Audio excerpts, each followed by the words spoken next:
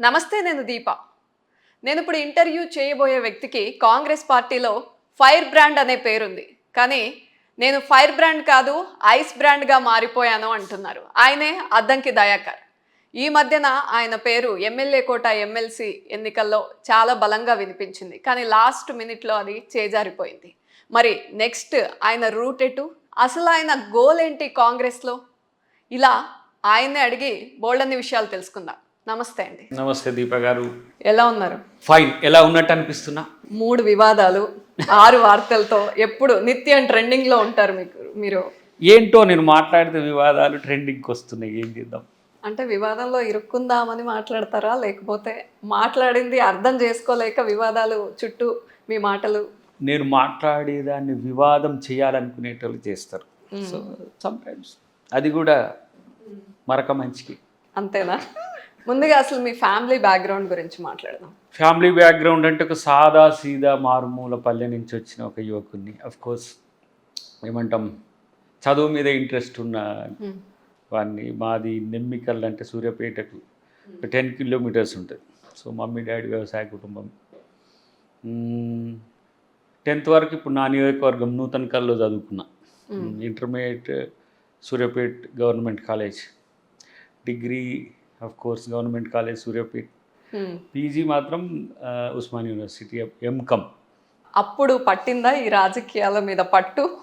Course ఎంకమ్లోనే. కానీ దాని తర్వాత వర్సటైల్గా నేను ఎంసీఏకి డైవర్ట్ అయినా. అంటే ఎంకమ్ అంటే కూడా లెక్కలు, కోట్లు ఇది ఉంటుంది, బట్ రాజకీయంతో ఉండదు. ఎంకమ్లో హైదరాబాద్కి వచ్చిన తర్వాత కాచిగూడ హాస్టల్, ఇక అక్కడ వచ్చే రాజకీయాలంతా కూడా స్టూడెంట్ పాలిటిక్స్, అక్కడి నుంచి కొంత రాజకీయాల మీద. తర్వాత ఎంసీఏ మళ్ళీ గుట్టు చప్పుడు కాకుండా 3 years మళ్ళీ ఇది ల్యాబ్స్ స్టడీ ల్యాబ్సే ఉండే. సో ఎల్ఎల్బి అప్పుడు మాత్రం జరిగే రాజకీయాల వైపు ఎక్కువ. ఎల్ఎల్బి సుల్తాన్ ఉలూమ్ కాలేజ్, ఎంసీఏనేం సెయింట్ ప్యాట్రిక్స్ మన నల్లకుంట. చాలా డిగ్రీలు చేసేసారు, చాలా పీజీలు చేశారు. డాక్టరేట్ కూడా. అదే అంటున్నా, అందుకనే ఆ చదువు అనేది ఒక ప్యాషన్, అది నాకు బాగా ఇష్టం. అంటే మళ్ళీ ఇప్పుడు పోస్ట్ డాక్టర్లు కూడా చేస్తా. అంటే చదువుతో ఏదైనా సాధించవచ్చు అని చదివారా? చదువు అంటే ఇష్టంగా చదివారా?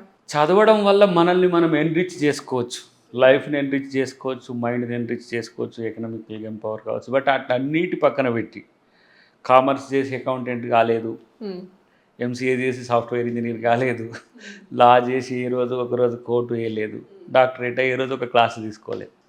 బట్ మాస్ లీడర్గా ఎదిగారు కదా. But I'm for the people. నేను ప్రజల కొరకు, అంటే నన్ను నేను డిఫైన్ చేసుకున్నప్పుడు నేను పబ్లిక్ లైఫ్కి ఎక్కువ ఉపయోగపడతా అనుకున్నా కాబట్టి నేను రాజకీయాలకు వచ్చిన. కోర్స్ రాజకీయాలకు వస్తాగని కూడా అనుకోలే. చాలాసార్లు చెప్తుంటా ఐఎమ్ యాక్సిడెంటల్ పొలిటీషియన్ అని. అంటే మూమెంట్ టర్న్డ్ పొలిటీషియన్ నేను. తెలంగాణ మూమెంట్లో ఆల్మోస్ట్ 2004 నుంచి 14 వరకు 10 years కంప్లీట్గా నేను మూమెంట్లో ఉన్నా. కొండలక్ష్మణ్ బాపూజీ గారు, తర్వాత తెలంగాణ ఐక్య కార్యాచరణ కమిటీ, తర్వాత జేఏసీ, ఇది కోదండరామ్ గారు, కేసీఆర్ గారు అంతా చేసింది. ఇక తర్వాత కొంత ఫెమిలియర్ వచ్చిన తర్వాత రాజకీయాలకు రావాలని పార్టీ నుంచి, కాంగ్రెస్ పార్టీ నుంచి ఇన్విటేషన్ ఉంది. ప్రత్యేకించి మేడం గాంధీ, పెద్ద ఆమె, మేము కలిసినప్పుడు కంపల్సరీ నువ్వు కాంగ్రెస్లో రావాలి, చిన్నపిల్లగానే ఉన్నావు, మంచి ఫ్యూచర్ ఉంటుంది, I will give you opportunity అంది. అంటే కొంచెం ఆమె తెలంగాణ ఇచ్చినాక మాకెందుకు ఒక మదర్హుడ్ ఆమె మీద. అంటే మీకు ఎవరితో అయినా ఈ మాట చెప్పించారా? డైరెక్ట్ ఫేస్ టు ఫేస్ తనే డిస్కస్ చేశారా సోనియా గాంధీ? మేము కలిసినాం తనని. బిల్ పాస్ అయిన తర్వాత ఫస్ట్ మేము అందరం జేఏసీ, కోదండరామ్ గారు, మేము, స్వామి గౌడ్ గారు, దేవిప్రసాద్, శ్రీనివాస్ గౌడ్ అందరం కలిసినాం. విఠల్ గారు కలిసినప్పుడు మీకు పొలిటికల్ ఆపర్చునిటీ కావాలంటే నేను ఇస్తాను అందరితో అంది, ఇంక్లూడింగ్ కేసీఆర్ ఆల్సో. కేసీఆర్ను కూడా పార్టీ విలీనం చేస్తా అన్నాడు కదా ఇంకా. సో ఆ రోజు విలీనం అనే విషయం పక్కన పెడితే సోనియా గాంధీ గారి ఇన్విటేషన్ మాత్రం నేను పాజిటివ్గా తీసుకున్నాను. ఎందుకంటే నా పొలిటికల్ లైఫ్ విత్ కాంగ్రెస్ అనుకోండి చాలా బాగుంటుందనే ఆలోచనతో ఉండే. బాగుందా మరి కాంగ్రెస్? చాలా బాగుంది.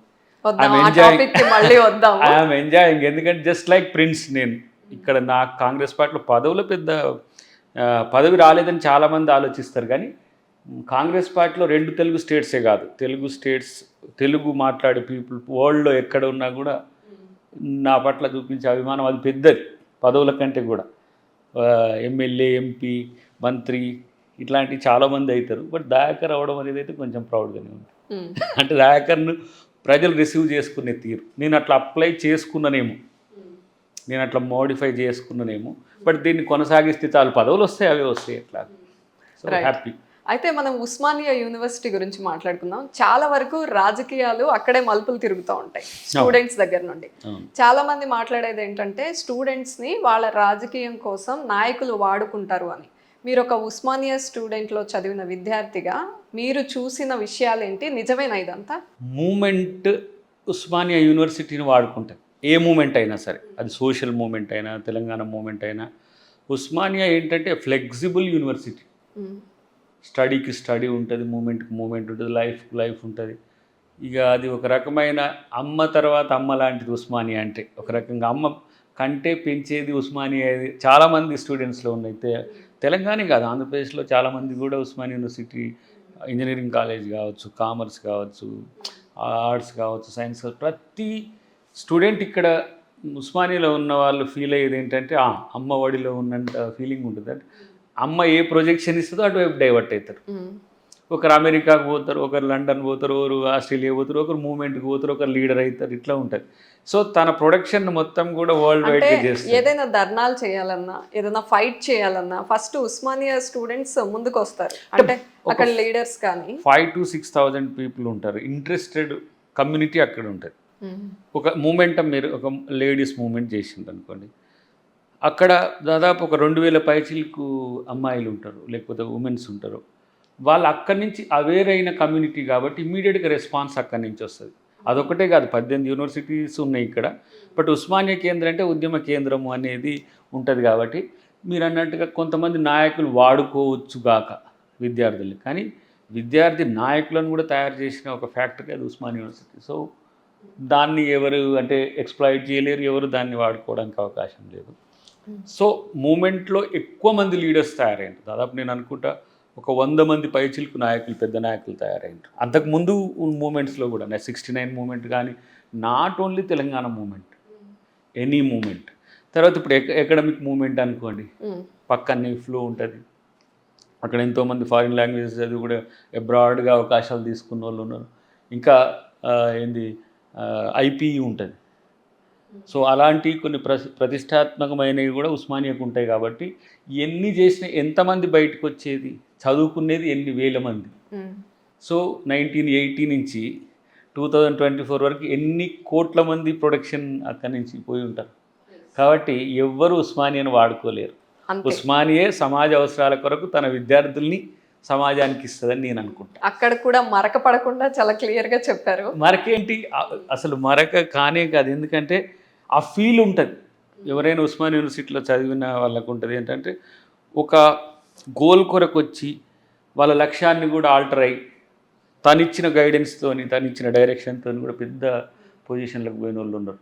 దశలు చెప్పాలంటే అమెరికన్ డిఫెన్స్లో పనిచేసే వాళ్ళు కూడా ఉన్నారు, అమెరికన్ అధ్యక్షులకు అడ్వైజర్స్గా ఉన్న వాళ్ళు ఉన్నారు. సో నేను ఎందుకు అనుకుంటా అంటే డక్కన్ ప్లేట్లో ఉస్మానియా యూనివర్సిటీ మేజర్ గడ్డ, అంటే ఎకడమిక్ సెంటర్ సిన్స్ 100 years.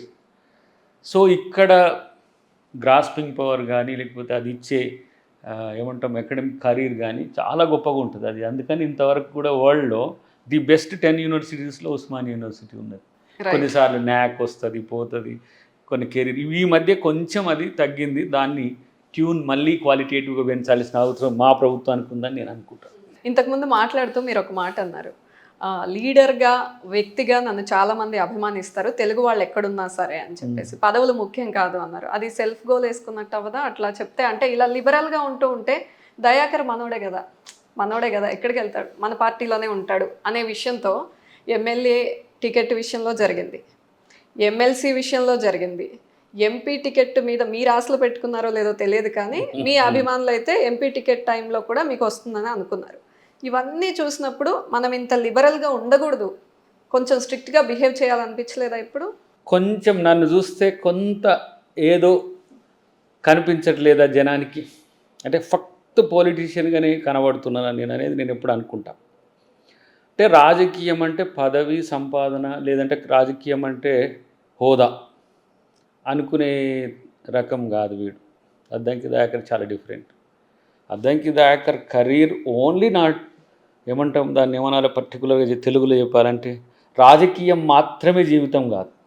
జీవితం అంటే చాలా ఉంది, రాజకీయం అనేది ఒక ఇంపార్టెంట్ రోల్. ఇప్పుడు ఈ దశలో విద్యార్థి ఉద్యమాల్లో ఉన్నట్టు, ఒక దశలో సామాజిక ఉద్యమాల్లో ఉన్నట్టు ఇప్పుడు రాజకీయ ఉద్యమంలో ఉన్నా. నాకు అనుకూలంగా ఉండే నాయకుడే ముఖ్యమంత్రి అయినప్పుడు నాకు అవకాశం ఇవ్వడం అనేది ఒక పెద్ద సమస్యనే కాదు వారికి ఇవ్వాలనుకుంటే.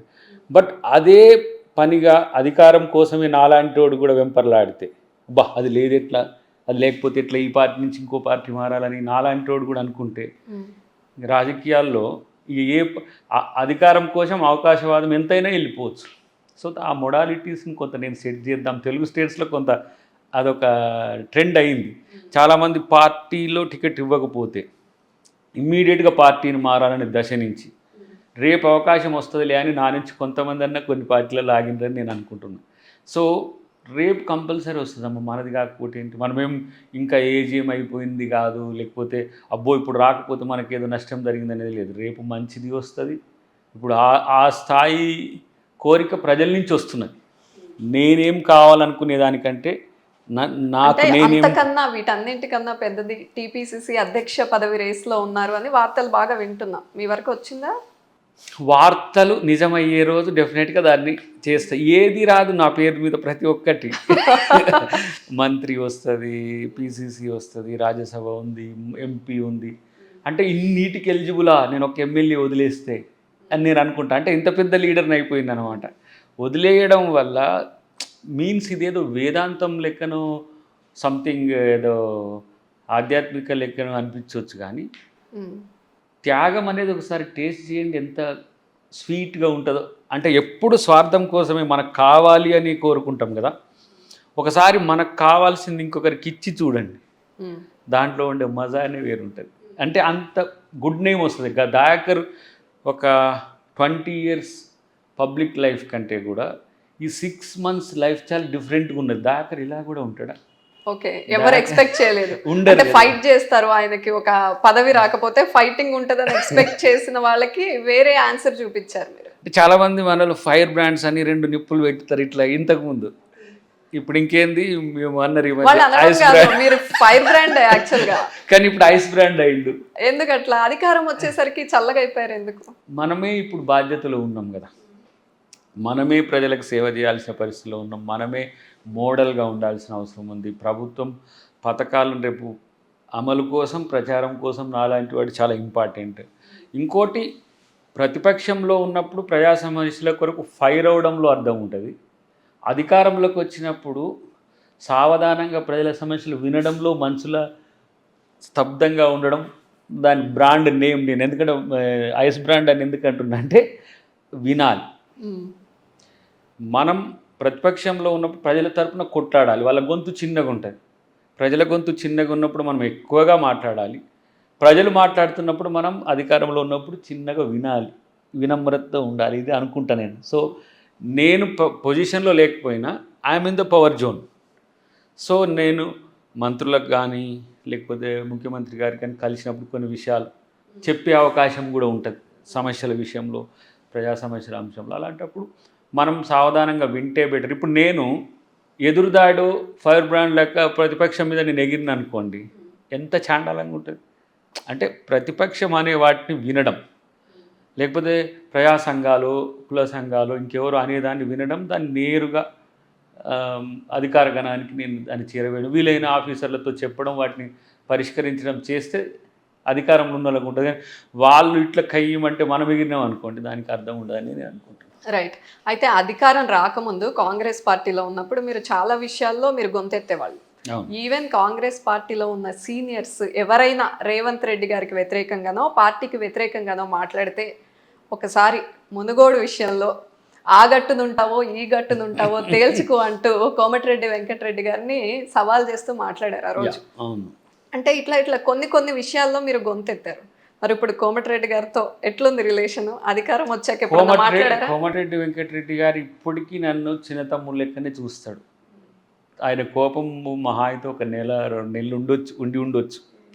కొన్ని సందర్భాల్లో అక్కడక్కడ అని ఉండొచ్చు, నాకు తెలియదు. కానీ అది ఒక రకంగా ఏమన్నా దాన్ని కరెక్ట్గా చెప్పాలంటే కోపాన్ని తెప్పించిన ప్రేమను తగ్గించలే. కోమటిరెడ్డి బ్రదర్స్ ఇద్దరు కూడా నాకు ఇద్దరు అంటే ఒక రకంగా పెద్దన్నలాగానే ఉంటారు. బట్ నేను అనడాన్ని మాత్రం అది వాళ్ళు ఒక రకంగా జీర్ణించుకోలేదు.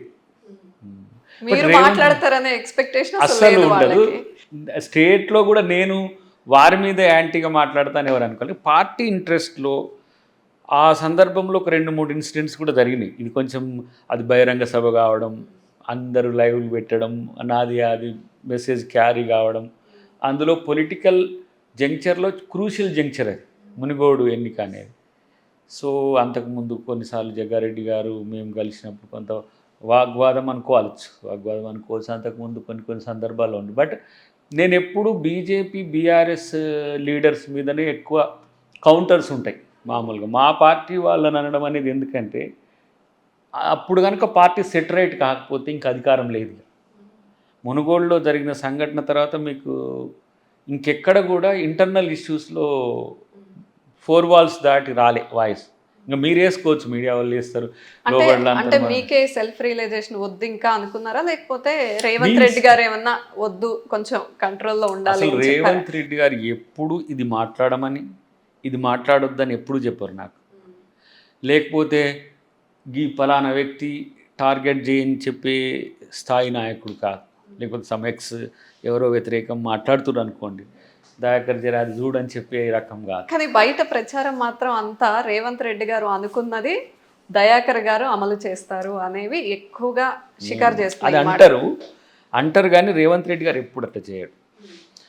పార్టీ సరైన నిర్దేశకత్వంలో ఉండాలనుకున్నప్పుడు నాకే అపరిచితుడు చెప్తుంటాడు, వాడు ఇప్పుడు కూల్గా ఉండొచ్చు కాక సమ్ టైమ్స్ ఒకవేళ కనుక. ఎందుకంటే 10 years కొట్లాడిన తర్వాత కొట్లాడే రోజు ఎవరూ ఉంటలేరు. కొట్లాడేటప్పుడు కొంతమంది మేము ఉంటున్నాం. వాళ్ళు డిస్టర్బ్ చేస్తున్న క్రమాన్ని మాత్రం నేను కొంత అసహనంగా ఫీల్ అయిన రోజులు ఉన్నాయి. పవర్ వస్తే ఎంజాయ్ చేసుకోండి, మంత్రులుగా ఉండండి, ఎమ్మెల్యేలుగా ఉండండి, ఎంపీలుగా ఉండండి. ఇప్పుడు కొత్తగా చాలామంది వచ్చి ఎమ్మెల్యేలు ఎంపీలు మా ముందు అయితే ఎంజాయ్ చేయండి మీరు పవర్ని. ఎందుకు కాంగ్రెస్ అధికారంలోకి రావాలనే నా స్వార్థం. దానికి నాయకుడిగా ఒకరోజు ఉత్తమ్ గారు ఉన్నారు, వారిని సమర్థించినట్టుగానే రేవంత్ రెడ్డి గారు పీసీసీగా ఉన్నారు కాబట్టి వారిని సమర్థించడం అనేది నా విధి. ఆ రోజు అధికార ప్రతినిధిగా ఉన్నా, ఈరోజు జనరల్ సెక్రటరీగా ఉన్నా, రేపు కార్యకర్తగా ఉన్నా, కాంగ్రెస్ ఏమనాలి దాన్ని సైనికునిగా ఉండడానికి దయాకర్ ఎక్కువ ఇష్టపడతాడు. ఎందుకు రేవంత్ రెడ్డి గారు ఏదో అనమంటే వెంకటరెడ్డి గారిని ఏదో అనే ప్రయత్నం చేసిన చాలామంది మీడియా కథనాలు వచ్చినాయి. ఎందుకు నేను రేవంత్ రెడ్డి గారు కొంచెం క్లోజ్గా ఉంటాం కాబట్టి. అట్లాంటి వెంకటరెడ్డి గారి కంటే ఎక్కువ క్లోజ్గా ఉన్నానా నేను?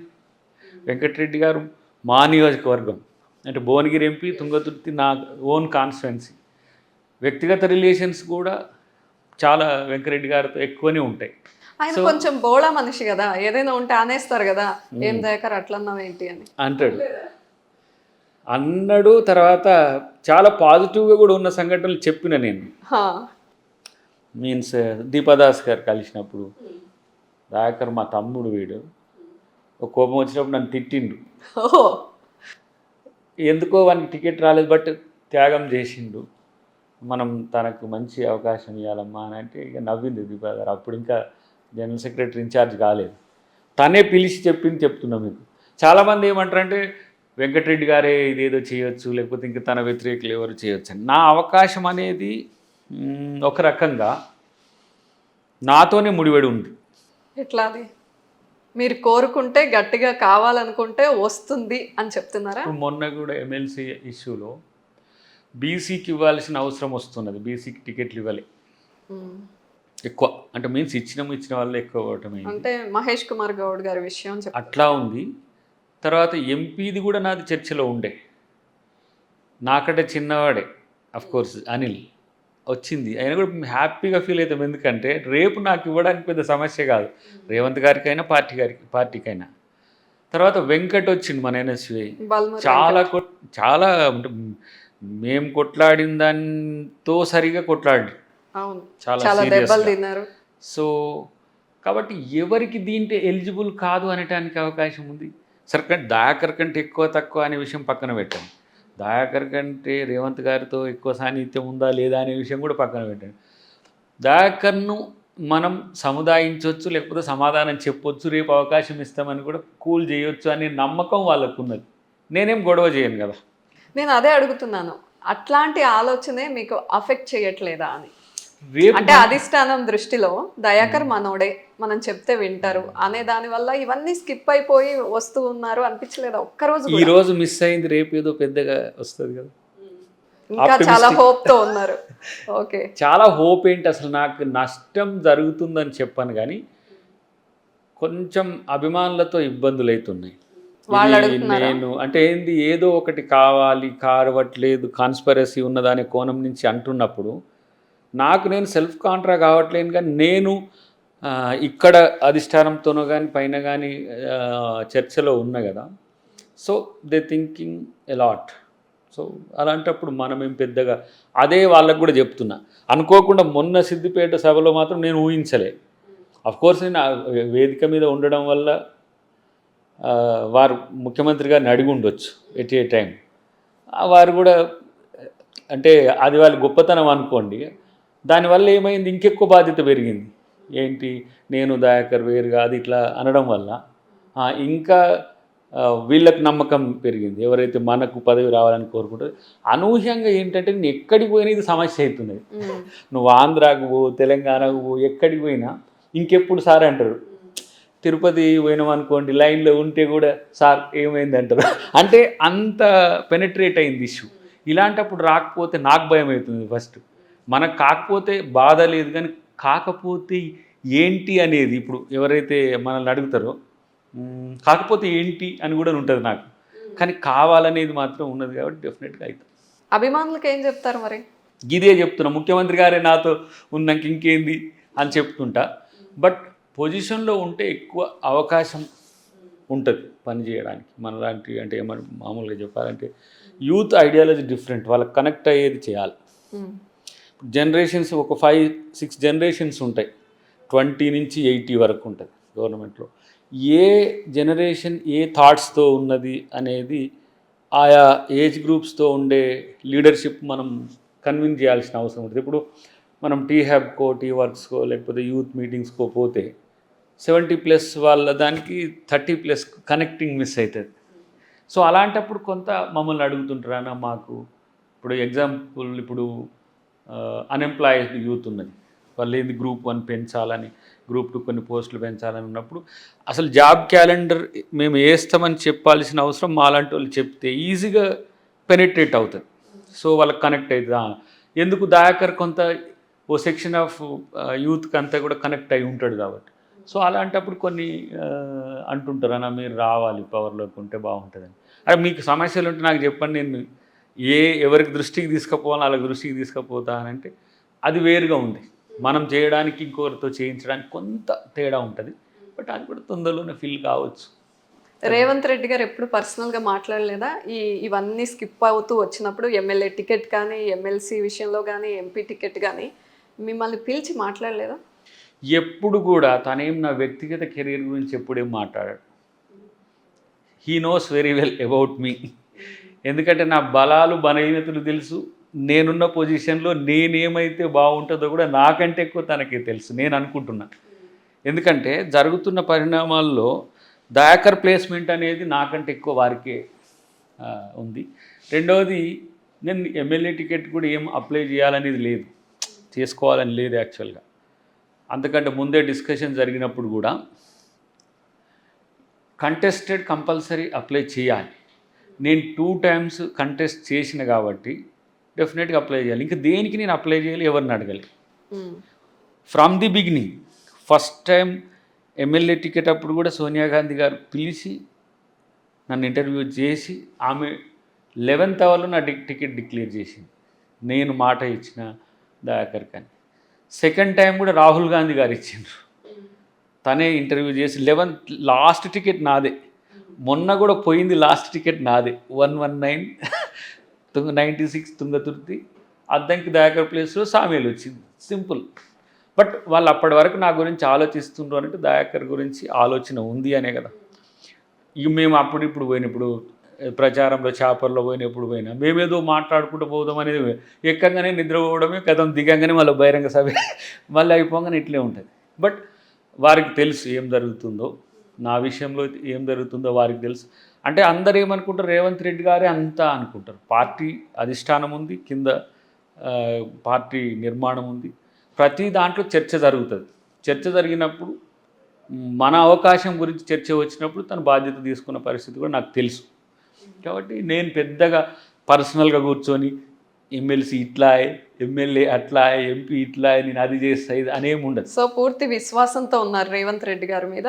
మీ మీద మీకన్నా మీ గురించి ఆయనకే బాగా తెలుసు అనే నమ్మకంతో తెలుసు ఉన్నారు. జరుగుతున్న పరిణామాల్లో నేను ఎక్కువ నా కోసం నేను ఫైట్ చేయడం అనేది ఎక్కువ, నా కొరకు నేను కొట్లాడడం అనేది కూడా లేదు. వారు కూడా ఒక 2 సార్లు నేను ప్రయత్నం చేస్తా అని అన్నారు. తర్వాత పార్టీ మీద లాయల్టీతో, లీడర్ మీద లాయల్టీతోనే ఇది. ఉమ్. నా గురించి రాహుల్ గాంధీ గారికి కూడా తెలుసు, కొన్ని విషయాలు తెలుసు. ఇంకొన్ని విషయాలు తెలియకున్నా రేపటి నాయకత్వం కొరకు మాలాంటి వాళ్ళం కొంచెం త్యాగాలను పెట్టుబడిగా పెడితే ఎక్కువ అవకాశాలు కూడా వస్తాయని నేను అనుకుంటా. బట్ అది ఇప్పుడు అంత స్టేట్ అంతా గుర్తించలేదు. దాకర్ ఎప్పుడు అందరి మీద ఫైట్ చేస్తాడు, కొట్లాడతాడు ఇది అనేది. దాకర్ సాక్రిఫైస్ కూడా అదే గమనిస్తున్నాడు. ఇప్పుడు ఐస్ బ్రాండ్ అయిపోయారు. ఐస్ బ్రాండ్ అయిపోయినాయి. యా. అయితే ఈ విషయాలన్నీ అబ్జర్వ్ చేసిన మందకృష్ణ మాదిగ గారు ఈ మధ్య మాట్లాడారు. కాంగ్రెస్ పార్టీ దళితులకి ఎలా న్యాయం చేస్తుంది చూస్తున్నాం పరిణామాలన్నీ అని పెద్ద స్టేట్మెంట్ ఇచ్చారు. చూసారా అది మాట్లాడారు? చూసినాను. నా గురించి కూడా మాట్లాడిండు. మీ పేరు తీసుకునే మాట్లాడారు. అయితే వారి యొక్క ఆలోచన బ్రాడర్ పర్స్పెక్టివ్లో ఉంటుంది. పార్టీ కొన్ని కన్స్ట్రెయింట్స్ ఉంటాయి. ఆయన మొత్తం యావత్ భారతదేశ దళిత సమాజం గురించి, బడుగులు, పీడితుల గురించి, అన్ని వర్గాల గురించి కొట్లాడతారు ఆయన. నాట్ ఓన్లీ క్లాసిఫికేషన్, ఏది దళిత్ అని కాకుండా ఉమెన్ రైట్స్ మీద కొట్లాడతాడు, వికలాంగుల కొరకు కొట్లాడతాడు. ఆ పర్సెప్షన్లో అనుండొచ్చు. దాన్ని ప్రభుత్వం కానీ, కాంగ్రెస్ పార్టీ కానీ, నాలాంటి వాళ్ళం కానీ తను బీజేపీకి సపోర్ట్ చేసినా మేము వ్యతిరేకంగా చూడం. ఒకవేళ మాకు వ్యతిరేకంగా స్టేట్మెంట్స్ వచ్చినా. కానీ ఈరోజు దళితుడే ఏఐసిసి ప్రెసిడెంట్ మల్లికార్జున ఖర్గే గారు. అదా భాజపాకు ఆ రోజు బంగారు లక్ష్మణ్ గారు. ఆయనను 1 lakh చిన్న దాంతో ఆయనను జీవితకాలం మానసిక క్షోభతో చనిపోయేటట్టు చేసింది భాజపా.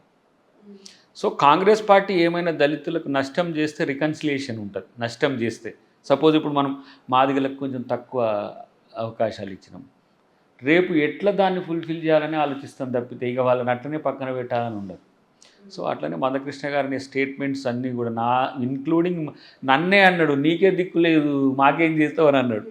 మీన్స్ ఒక రకంగా అంటే ఏంటి అంటే దయా నీకే ఏం చేస్తలేరా నువ్వు మరి అంటే అంత సాన్నిహిత్యంగా ఉన్నారు, పార్టీ కోసం అంత కష్టపడ్డారు, అన్నిట్లో యాక్టివ్గా ఉన్నారు, వారు మీలాంటి కూడా వారికే ఉన్నారు. దక్కనప్పుడు పరిస్థితి ఏంటి? వారు కూడా ఉన్నారు కొన్ని సందర్భాల్లో. కృష్ణమాది గారు కూడా పోయిన ఎలక్షన్స్లో కాంగ్రెస్ పార్టీతో ఉన్నారు, రాహుల్ గాంధీ గారితో చాలా సాన్నిహిత్యంగా ఉన్నారు. బట్ తన లక్ష్య సాధన కోసం భాజపా ఆప్షన్గా ఎంచుకోవచ్చు. బట్ వారి విమర్శలు మంచి విమర్శలు పార్టీ పాజిటివ్గా తీసుకుంటుంది. ఇక్కడ పార్టీతో పాటు జాతీయ నాయకత్వం కూడా ఒక పాజిటివ్ కన్సర్న్ ఉంటుంది. సో కాబట్టి కొన్నిటిని అంగీకరించి స్వీకరిస్తాం, కొన్నిటినేమో రాజకీయంగా చూస్తాం అంతే. రాజకీయంగా చూసే అంశంలో బీజేపీకి మద్దతు చెప్పే అంశం.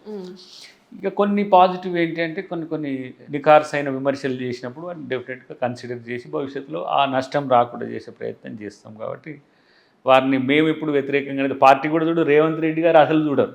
వారు ఏమనుకుంటారు, రేవంత్ రెడ్డి గారు ప్రభుత్వంలోకి వచ్చినాక మారిపోయినరు అది ఇది అనే ఉద్దేశంతో ఉంటాడు. అంటే రేవంత్ రెడ్డి గారు ప్రతి అంశం మీద తనకొక నిశ్చితమైన అభిప్రాయం ఉంటుంది. దాని నుంచి అధికారంలోకి వచ్చినప్పుడు అవకాశాన్ని తీసుకోడు, ఎప్పుడైనా స్టాండర్డ్గా ఉంటాడు అనేది నాకున్న నమ్మకం. రైట్. అయితే 6 గ్యారంటీస్తో ప్రజల్లోకి వెళ్ళారు, ప్రజలు బాగా ఆశీర్వదించారు, అధికారాన్ని చేపట్టారు. కానీ 6 గ్యారంటీస్ అమలు విషయంలో ప్రతిపక్షాల నుండి చాలా విమర్శలు వస్తున్నాయి.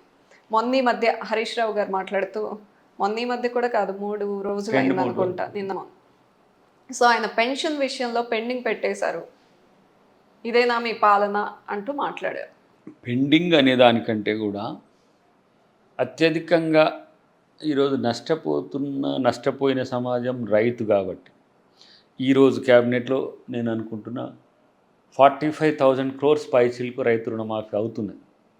అది ఒక 35 రైతు సంఘాలకు సంబంధించి 35 లక్షల పైచిలకు రైతులకు సంబంధించి, కుటుంబాలకు సంబంధించి 2 లక్షలు ఒకేసారి రుణమాఫీ గురించి ఈరోజు నిర్ణయం అవుతుంది. సో కొంచెం పీసోళ్ళమైన రైతుల కోసం కొన్ని ఇప్పుడు పెన్షన్స్ పెంచట్లేము, డిఏలు ఇవ్వలేదు, పిఆర్సీని ఇవ్వలేదు, ఇవన్నీ మిగులు అంటే సర్దుబాటు చర్యల్లో భాగంగా కొంత జరుగుతోంది ఇది అన్ని అని డిపార్ట్మెంట్ ఒప్పుకుంటున్నారు. నుంచి మీరు కొంత ఇవ్వండి, మీరు కొంత ఇవ్వండి అని కొంత చేస్తున్నాం. డెఫినెట్గా రేపు ఆగస్ట్ తర్వాత కొన్ని రెవెన్యూస్ పెరుగుతాయి. పెరిగిన తర్వాత మళ్ళీ అన్నీ ఫుల్ఫిల్ అవుతాయి. ఇంకొకటి మేజర్ది ఏముందంటే మహిళకు మహాలక్ష్మి పథకం కింద ఒక 2500 రూపీస్ అది వాగ్దానం ఉంది. సో మహిళా సమాజమే ఎక్కువ పోయినసారి మద్దతు ఇచ్చింది. సో దానికి లబ్ధిదారుల ఎంపిక అనేది కూడా ఒక కన్స్ట్రెయింట్ అయింది. అంటే దిగువ మధ్య తరగతి తర్వాత ఆర్థిక పరిస్థితి ఇవి రెండింటిని చూసి ఇవ్వచ్చు. నేను అనుకుంటున్నా అవి కూడా ఒక 10 lakhs లోపు యూనిట్స్ అయితే మోస్ట్ ప్రాబబ్లీ కొంతమంది ఎలిజిబిలిటీకి దూరం అయిపోయేటోళ్ళు ఏంటంటే ఆర్థికంగా కొంత వెసులుబాటు ఉన్న వాళ్ళకే అందకపోవచ్చు ఈ దశలో, ఎందుకంటే ఆర్థిక లేమి ఉంది కాబట్టి. సో అది కూడా ఇంకా మంచి పథకం, అదొకటి మేజర్గా మెలిగి ఉంటుంది. దీని తర్వాత రైతు రుణమాఫీ తర్వాత Rythu Bharosa almost all complete చేసినాం. ఇంకా మేజర్గా ఈ ఆడపిల్లలకు స్కూటీలు ఒకటి ఉండే, అది మన అకాడమిక్ ఇయర్ స్టార్ట్ అయిన తర్వాత ఇంటర్మీడియట్ నుంచి పై వాళ్ళకి ఎవరు ఉంటారో వాళ్ళ ఎలిజిబిలిటీ అది. ఇవి కొత్తవి. మిగతా 6 గ్యారెంటీల్లో 12, 18 ఉంటాయి. వాటిని ఆల్మోస్ట్ ఆల్ ఫిల్ చేసినాం. ఇదేంటిది మహిళలకు ఫ్రీ బస్ అనేది, బస్సెస్ పెంచాలి, ఎక్కువ డిమాండ్ పెరిగింది. చాలామంది ఈ మధ్య నేను చూస్తున్న సోషల్ మీడియాలో ఊర్లలోకి బస్సులు తక్కువ చేసిండ్రు అని, లేదంటే మాకు మేల్ బస్సెస్ వేయమని కొత్త డిమాండ్. ఇంతకుముందు ఫిమేల్ బస్సెస్ వేయాల్సింది పోయి ఇప్పుడు మేల్ స్పెషల్ బస్సెస్ వేయాలనే స్థితికి వచ్చింది. అంటే అదొక డెవలప్మెంటే. మీన్స్ డెవలప్మెంట్ అంటే మహిళ సాధికారితలో అదొక భాగం. అంటే ఊరికనే బస్సులు ఎక్కి తిరగరు కదా, ఎవరు కూడా బస్సులు ఎక్కి దిగాలని తిరగరు కదా పని. కానీ ఆ విషయం మీద చాలా మీమ్స్ వచ్చాయి. బస్సుల్లో ఉచిత ప్రయాణం కల్పించడం వల్ల ఏమేం జరుగుతున్నాయి అనే వాటి మీద చాలా మీమ్స్ వచ్చాయి. అవసరం ఉన్నా లేకపోయినా అలిగిన వాళ్ళు ఇంటికి వెళ్ళిపోవడానికి. ఒక్కటి చెప్పను అమ్మ, మీరు కూడా మహిళ కాబట్టి ఏండ్ల తరబడి వంటింటికే పరిమితం చేసినాం కదా, తిరగని రాదండి, కొంత స్వేచ్ఛ వచ్చింది. ఏమవుతుంది? దేవస్థానాలకు పోతారు, ఇంకా పర్యాటక ప్రాంతాలకు పోతారు. భర్తనే ఎంటబెట్టుకొని మహిళా సమాజం అయింది కదా ఇప్పుడు. ఇంతకుముందు భర్త తీసుకుపోయే స్థితి నుంచి ఆయనకు ఒక టికెట్ కొట్టేస్తే అయిపోయాయి, పిల్లలుంటే టికెట్లే లేవు కదా. సో నా దృష్టిలో భారతదేశం మహిళకు జరిగిన అన్యాయం భవిష్యత్తులో కాంగ్రెస్ పార్టీ కాదు, ఏ పార్టీ అధికారంలోకి వచ్చినా దీంట్లో స్వార్థం కూడా ఉన్నది, చాలామందికి తెలియదు. మహిళ గనుక ఎంటర్‌ప్రెన్యూర్ అయితేనో, మహిళ కనుక చైతన్యం అయితే, మహిళ చదువుకుంటే half of the society increase అవుతుంది మనకు.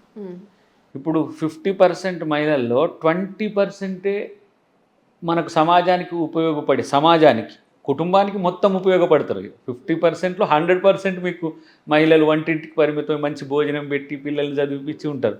వీళ్ళు ఎంపవర్ అయితే half of the society increase అవుతుంది. వీళ్ళతో పాటు డబుల్ ఇంపాక్ట్ ఉంటుంది.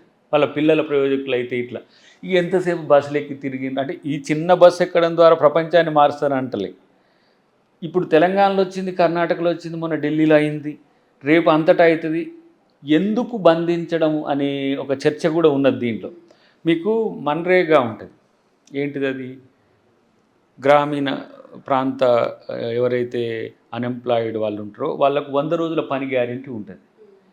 100 రోజుల పని గ్యారెంటీలో బానిసత్వాన్ని రూపుమాపేది కూడా ఉన్నది. ఏంటి, నువ్వు పనికి పోతే ఎంత ఇస్తే అంత. లేడీస్కి 30 రూపాయలు, 50 రూపాయలు, 100 రూపాయలు ఇచ్చిన రోజులు, తక్కువ రూపాయలు ఇచ్చిన రోజులు కూడా ఉన్నాయి. ఎవరైనా ఇప్పుడు కనీసం 300 ఇవ్వాల్సింది. సో మగవాళ్ళతో ఈక్వల్గా ఇవ్వాల్సిందే. ఈక్వాలిటీ వచ్చింది, స్లేవ్ పోయింది, అసలు కూలీలు దొరకట్లేదని బాధపడుతున్నాం. కూలీలకు అంత ఇచ్చి తీసుకొని పో. కూలీ అంటే కూడా బతుకుదురు ఏం కాదుగా, నీకు ప్రొడక్షనే కదా.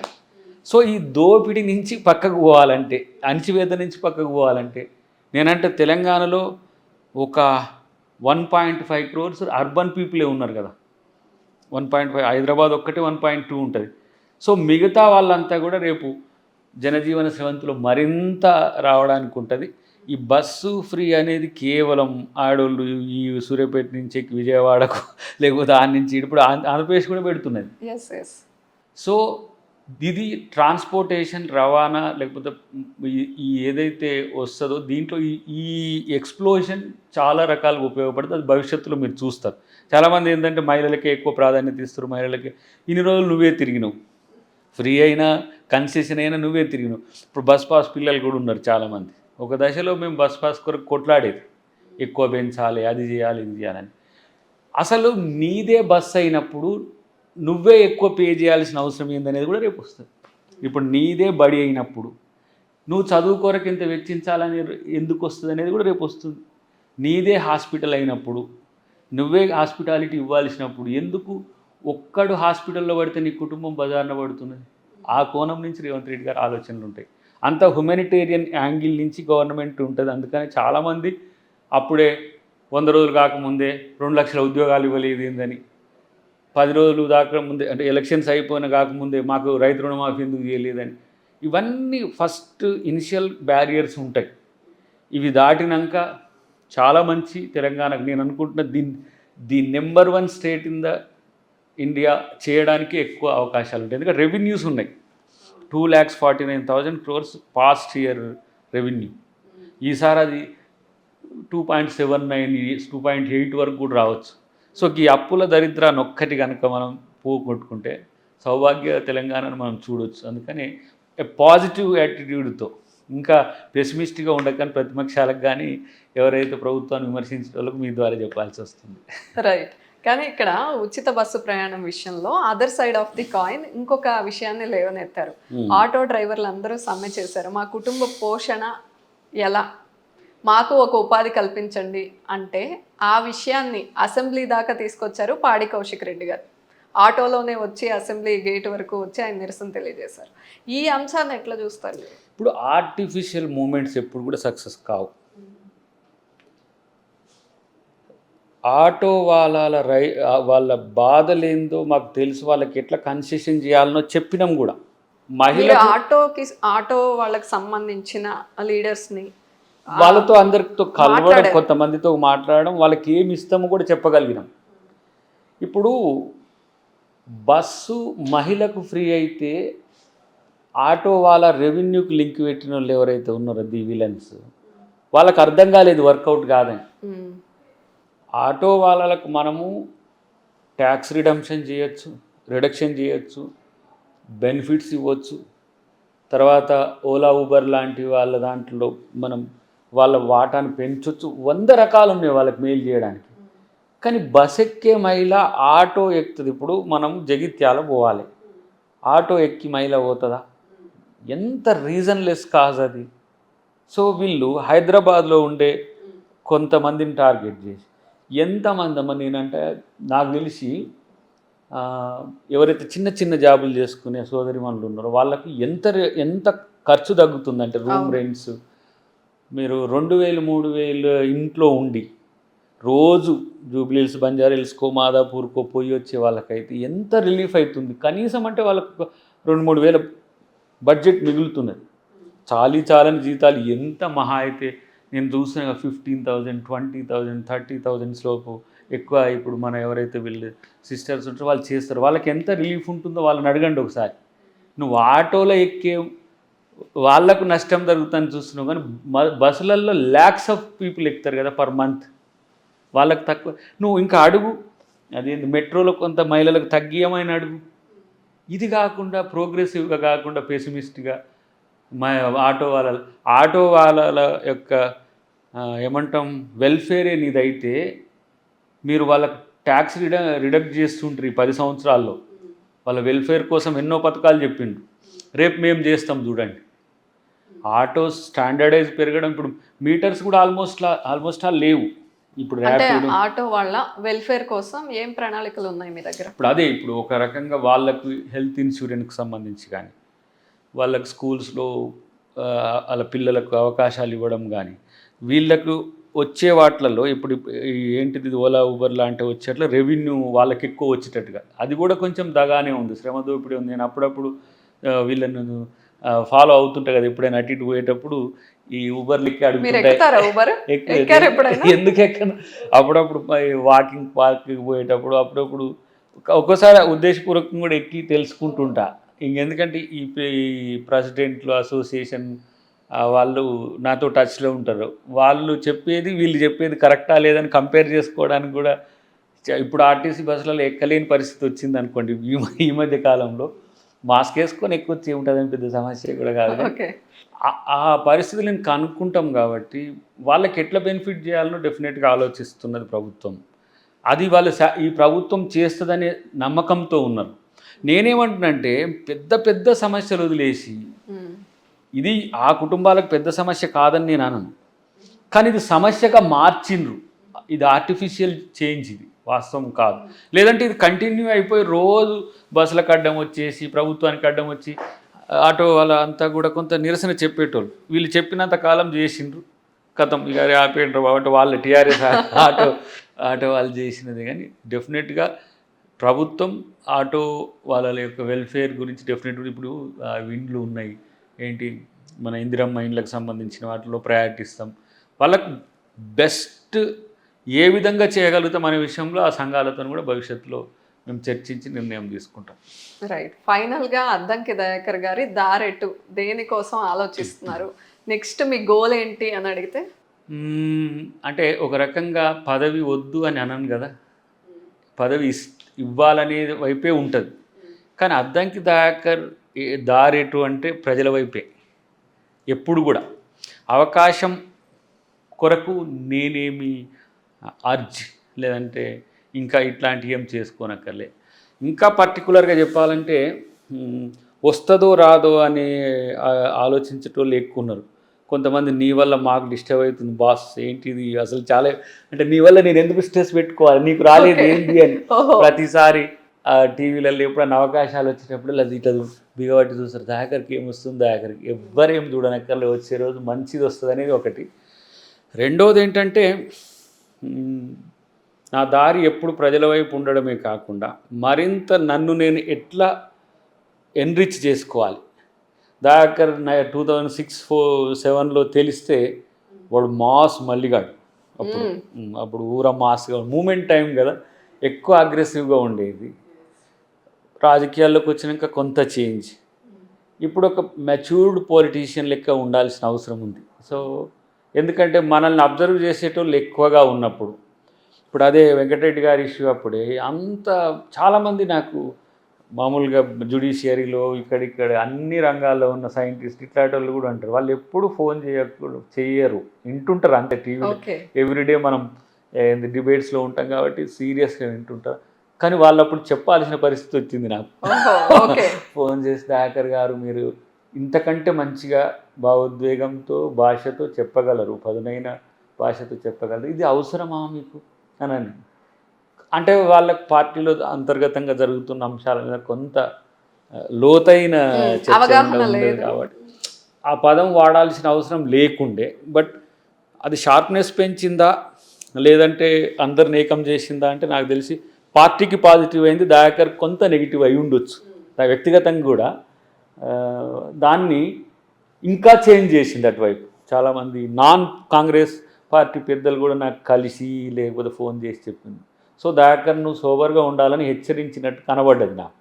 సో నువ్వు చదువుకున్న పిల్లని ఎందుకు ఇట్లా అగ్రెసివ్గా పోతున్నావు అని. రేపు ఇంకా దయాకర్ చేంజెస్ అంతా కూడా అధికారంలో ఉన్నాం, పదవి వస్తుంది డెఫినెట్గా, ఇంకా మరింత నన్ను అందరు అబ్జర్వ్ చేసే విధంగా ఇంకా మోడల్గా ఉండే విధంగానే తయారయ్యే అవకాశం ఉంటుంది తప్పితే పోను రాటుదేలిన రాజకీయ నాయకునిగా ఉంటా. కానీ రాజకీయ నాయకుడు అంటే మన జనం అనుకునే రాజకీయ నాయకుడు ఇంకా రాటు తేలలేదు మీరు.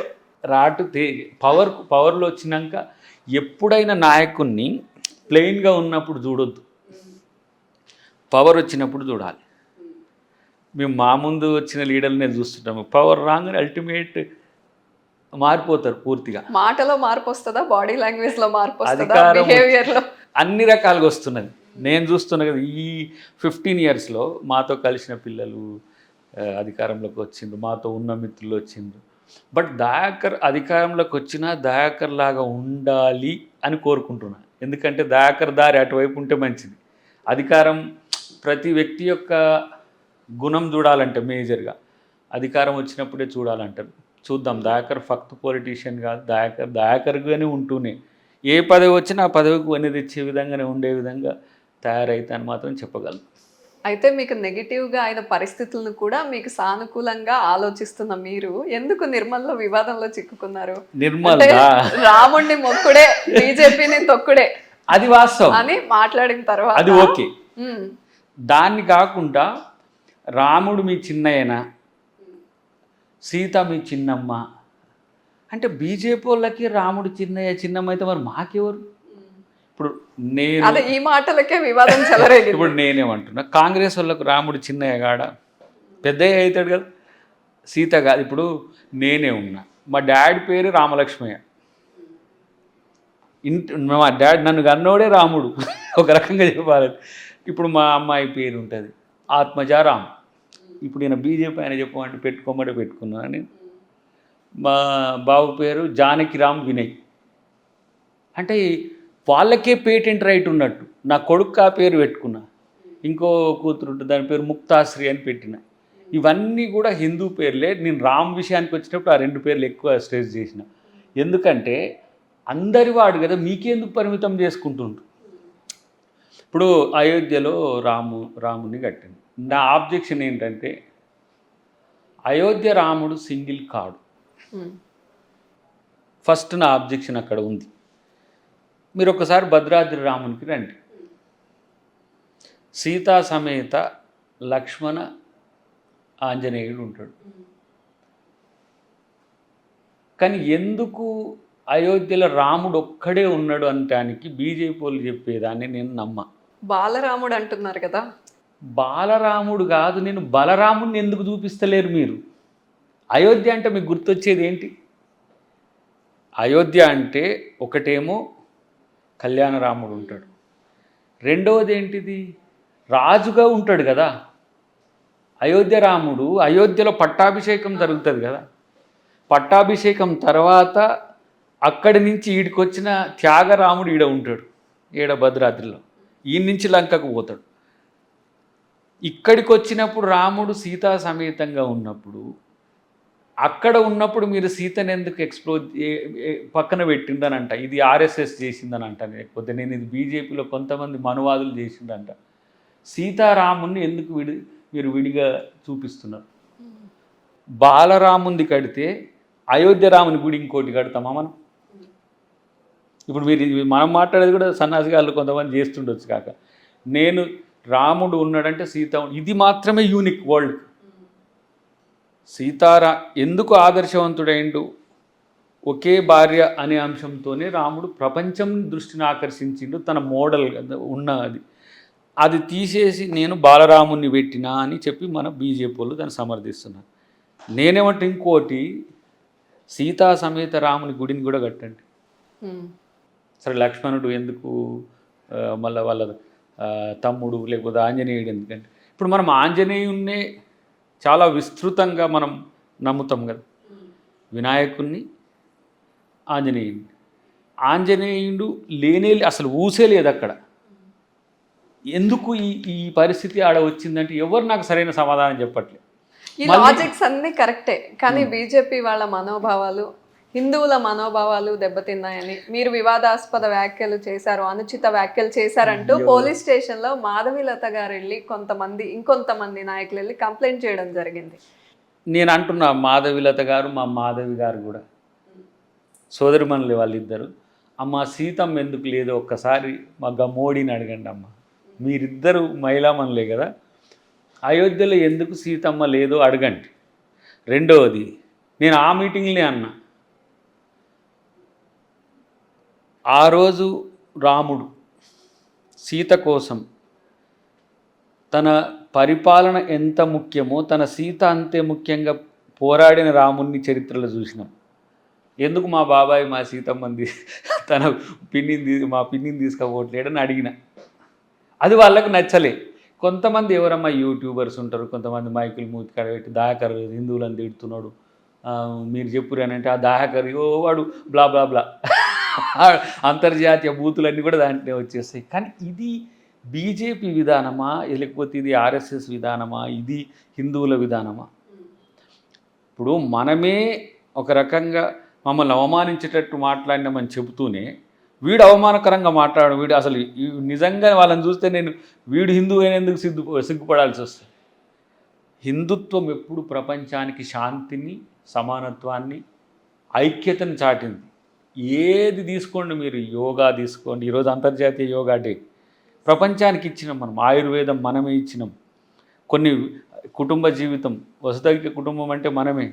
ఇలాంటివన్నీ కూడా మొడాలిటీస్ మనం ప్రపంచానికి ఇచ్చి, ఎవడో సన్యాసిగాళ్ళు 2-3 కలిసి వాని కుటుంబం ఉండదు, పిల్లలు ఉండరు, సంసారం ఉండదు, వాడు చెప్పేదాన్ని మనం ఇది హిందుత్వం అనుకుంటే ఇట్లా. మాకు తెలియదా సనాతన ధర్మంలో ఏముందో తెలియదా, మూలవాసి సిద్ధాంతం ఏందో తెలియదా, జంబూకుని రాజ్యమే మాదాయ్. సో వీడు మనకు పాఠాలు చెప్పే ప్రయత్నం చేస్తాడు. వీడిని తిడితే హిందువుని తిట్టినట్టు అంటాడు. నువ్వెందుకు చేస్తలేవురా నాయన అంటే, ఇప్పుడు ఒక మాట ఆ రోజు మా ముఖ్యమంత్రి గారు నెక్స్ట్ 2-3 డేస్కి మాట్లాడండి మంచిగా. అక్కడ తయారు చేసిన ఏంటి మన తలంబ్రాలు ఎంత, మీరు పంచింది నియోజకవర్గాల్లో ఎంత, ఇదంతా కూడా ఎందుకు ఆర్టిఫిషియల్గా క్రియేట్ చేస్తుంటారు. ఇప్పుడు తలంబ్రాలు కొన్ని లక్షల క్వింటాలు తయారు చేసి మొత్తం ప్రతి నియోజకవర్గంలో పంచింది. అయోధ్య ఇంట్లో పసుపుతో వేసి కింద పక్కన పెడదాం. బట్ రాముడు అన్ని పార్టీలకు సంబంధించిన వాడు. పార్టీలు కాదు, ఆఫ్టర్ ఆల్ ప్రపంచంలోనే రాముడు నాట్ ఈవెన్ మన దేశంలో లేదుగా, నేపాల్, కాఠ్మాండు, భూపాల్తో పాటు ఒక 30-40 దేశాల్లో రామాలయాలు ప్రసిద్ధిగాంచినాయి. ప్రపంచం రాముడిని ఎప్పుడు కూడా ఆలోచిస్తుంది, ఆదర్శ పురుషునిగా చూస్తుంది. వీళ్ళ వల్ల ఏమవుతుందంటే బీజేపీ గారికి పరిమితమైనట్టు చేస్తారు. బీజేపీ అంబేద్కర్ లాగానే ఆ రాముడు కూడా అంబేద్కర్నే దళితులకే పరిమితం చేసి దళిత సంఘాలు తిరిగినట్టు వీళ్ళు రాముడిని బీజేపీకే పరిమితం చేస్తారు. బీజేపీ కాదు. ఇప్పుడు ఇక్కడ బీఆర్ఎస్ ఉంది, కానీ యాదాద్రి టెంపుల్ కట్టిండు, ఇక పక్కన చంద్రబాబు నాయుడు గారు ఉండబోతుంది. ఆయన ఏమన్నా ముస్లిమా, క్రిస్టియనా?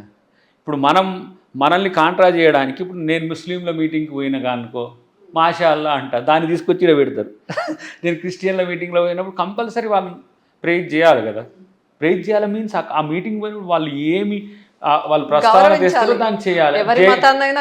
జై జీసస్ అంటాం, ఈడనేమో రాముడు మీ చిన్నయ్య అనేది పెడతాడు, జై జీసస్ అని పెడతాడు. ఏ ట్రోల్ టీమ్స్ ఉంటాయి కదా, డేవిడ్ దయాకర్ గా ఎలా మారారు అది కూడా తీసుకొస్తే నేను చాలా క్లియర్గా చెప్పిన. ఇప్పుడు నా మమ్మీ క్రిస్టియన్ అయినప్పుడు దాస్తర చరిత్ర, దాసుకుంటామా చరిత్ర, మా డాడీ పక్క హిందూగా ఉన్నాడు, ఆయన కల్ట్ హిందూగా ఉన్నాడు. సో నేను 2 మతాల సంగమంగా ఉంటా. మళ్ళీ నేను పాకిస్తాన్ అనుభవినప్పుడు పాకిస్తాన్ ప్రేమికుడు అంటే వాడిని అడిగిన ఒకరిని, అరే ఇంతకు నేను హిందూ నా ముస్లిం నా క్రిస్టియన్ రా అని అడిగా. పాకిస్తాన్ ప్రేమికుడు అని ట్రోల్ చేస్తారు కదా కింద. అంటే అప్పుడేమో దయా ఖాన్ అవుతాడు. మళ్ళీ వాని విచిత్రం ఏంటంటే వాడు ఇమ్రాన్ ఖాన్ వాడు మొగోడు, నేను ఆడపిల్ల లెక్క నాకు పెళ్లి చేస్తారు ఇమ్రాన్ ఖాన్. వీని కసి ఆ దేశ ప్రధాని మీద ప్రేమ ఉంటుంది, కానీ ఈ దేశంలో నా మీద మాత్రం కోపం వానికి. సో ఇలాంటి మస్తు చాలా చూసినాం. కానీ అల్టిమేట్గా మన మతం మనుషులు, అది గుర్తుంచుకుంటే వాడు మనిషిలాగా జీవిస్తే మనకు సంతోషం. కానీ ఈ వాట్సాప్ యూనివర్సిటీల ట్రోల్స్కో, లేకపోతే ఈ మధ్యన కొందరు ఏమంటారు ఒక రకమైన విధ్వంసకరమైన ట్రోలర్స్, వాటికేం పెద్దగా భయపడేది లేదు, బాధపడేది లేదు. ఎప్పుడైనా మనం తప్పు మాట్లాడితే రిజైండర్ ఇచ్చుకోవాలి. తప్పు చేస్తే నేను అందుకని నెక్స్ట్ డే కూడా పెట్టిన, నాకు సగర సంఘం అధ్యక్షుడు మా మిత్రుడు చేసిండు, అన్న మీరు రాముని తిట్టరు, మా కులపోని తిట్టినాడు అని. అమ్మ ఇప్పుడు నేను ఇదొక తప్పు చేసి నన్ను ఎమ్మటే రిజైండర్ పెట్టిన. రాముడిని కించపరిచేటట్టుగా దయాకర్ కాదు ఎవరు మాట్లాడరు. సోయున్నోడు ఎవడు మాట్లాడు, ఏ రాజకీయ నాయకుడు కూడా మాట్లాడు. వాళ్ళు మాట్లాడిన దాంట్లో వీడు కట్ చేసిన దాంట్లో అనుమానం వస్తాయి. ఆ రోజు నేను కూడా పాకిస్తాన్ విషయంలో మాట్లాడేటప్పుడు ఏం చెప్పినా, వాడు నా దాయాది, వాడు నాతోనే ఉండే, వాని నా నాగరికత వేరు కాదు. ఇప్పుడు మనం సింధు లోయ నాగరికత తెలిస్తే ఆ రోజు నేనన్న దాంట్లో కూడా పాకిస్తాన్ అనేది విడిపోయింది 1947 తర్వాత. కానీ హిందూ నాగరికతనో లేకపోతే హిందూ మత ధర్మాలన్నీ కూడా సింధు లోయ నాగరికతలోనే ఉన్నాయి. టెక్నికల్గా ఈరోజు అది పాకిస్తాన్కి పోయింది, వాడు కూడా మన నుంచి విడిపోయింది, వాడు మన దాయాదిగా ఉన్నాడు. మనం వానికి ఎప్పుడు ప్రేమ ఇస్తూనే ఉంటాం, వాడు మన మీద ఎప్పుడు విద్వేషం చిందిస్తూనే ఉంటాడు. అంటే హిందూ మత ఏమంటాము గౌరవాన్ని ఎట్లా మనం చేస్తామని చెప్పడానికి ఆ రోజు చెప్పి క్రమంలో మనోడు మిత్రుడు మురళి ఉండాడు. అంటే మీరు బీజేపీని విమర్శించడానికి పాకిస్తాన్ని కూడా ప్రేమిస్తుంది సార్ అని అన్నాడు. అంటే నేనేమన్నా, అరే పాకిస్తాన్ ఆయన ప్రేమించమంటే ప్రేమించుడు ఏంది, ఈయన ప్రేమించమంటే మోడీ రష్యా పోయి ఉక్రెయిన్ మీదుగా వచ్చి ఇక్కడికి వచ్చి ఆ రోజు ప్రధానమంత్రి నవాజ్ షరీఫ్ ఇంట్లో ఉండి అలా పాప బర్త్డేలో పాల్గొని బిర్యానీ తిని వచ్చింది. మరి ఆయన ప్రేమించమన్నప్పుడు ప్రేమిస్తే, ఆయన వద్దంటే ప్రేమించకుంటుంటాం. వానికి ద్వేషం ఉంటే పోని, మనం ప్రేమిద్దాం అనేది నా విశ్వమానవ సూత్రీకరణ చెప్తే వాడు పాకిస్తాన్ ప్రేమికుడు అని చేసింది. నేను ఇప్పటికీ చెప్తున్నా, అఖండ భారత్ అనేది ఆర్ఎస్ఎస్ ఇట్లా చేసుకుంటుంది. అప్ టు ఏంటిది గాంధార అంటే ఆఫ్ఘనిస్తాన్ పాకిస్తాన్ ఇప్పుడున్న టెక్నికల్గా మనం వీటికి వస్తాం. గాంధార రాజ్యంలో అశోకుని మూలాలే కాదు, గాంధార దేశం అంతా కూడా రాముని రాజ్యం కూడా అక్కడికి విస్తరించబడి ఉన్నది. ప్రాంతం ఈరోజు వాళ్ళ ప్లేస్లు ఉండొచ్చు, కానీ అది మనదే. ఇప్పుడు వీళ్ళు పాక్ ఆక్యుపైడ్ కాశ్మీర్ గురించి కూడా మాట్లాడడానికి డేర్ చేయరు, పక్కన పెడదాం. చైనా ఆక్యుపైడ్ కాశ్మీర్ గురించి మేము కొట్లాడినాం అంటే కాంగ్రెస్, మీరు కొట్లాడతారా? ఇప్పుడు మనోడు 56 ఇంచుల ఛాతి మోడీ కాకాది, చైనా కాడికి పోగానే కుచించకపోతుంది. ఎందుకు? వాడు 4 కిలోమీటర్స్ వచ్చిండు, ఇంతవరకు చైనా మీద ఒక చిన్న ఆరోపణ లేదు. ఎందుకు?